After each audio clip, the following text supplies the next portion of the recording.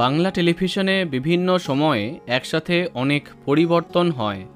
পুজোর সময় বা নতুন বছরে আবার নতুন করে বিভিন্ন চ্যানেল তাদের সম্প্রচারে অনেক বদল নিয়ে আসে।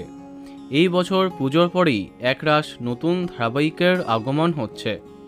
কোন চ্যানেলে কারা ফিরছে, কোন প্রোডাকশন, সব কিছু জানাবার চেষ্টা করব। তাহলে চলো জানা যাক। জি বাংলাতে আসছে 3টি জনপ্রিয় প্রোডাকশনের ধারাবাহিক। প্রথমেই থাকছে জি বাংলা প্রোডাকশন, যেখানে প্রধান চরিত্রে দেখা যাবে উদয় প্রতাপ এবং নবাগতা ঈশানীকে। গল্পের নাম সম্ভবত পরিণীতা।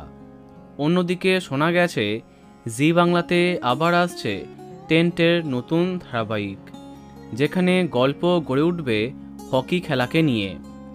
যেখানে নায়িকা চরিত্রে যার থাকার কথা জানা গেছে তিনি হলেন দীপান্বিতা রক্ষিত। নায়কের কাস্টিং এখনও জানা যায়নি।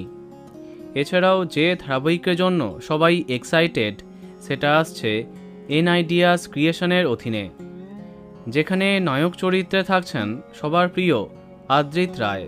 এখানে তার বিপরীতে স্বীকৃতি মজুমদারের কথা শোনা গেছে, তবে তা কনফার্ম নয়। এই মুহূর্তে জি বাংলার এই আপকামিং ধারাবাহিকের সম্পর্কেই জানা গেছে।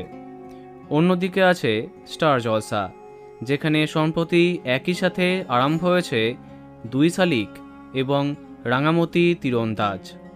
এবার জানা যাচ্ছে খুব শীঘ্রই আসছে রাজ চক্রবর্তী প্রোডাকশনের নতুন গল্প, যেখানে প্রধান চরিত্রে থাকছেন উষসী রায় এবং সুস্মিত মুখার্জি, তেমনটাই শোনা গেছে।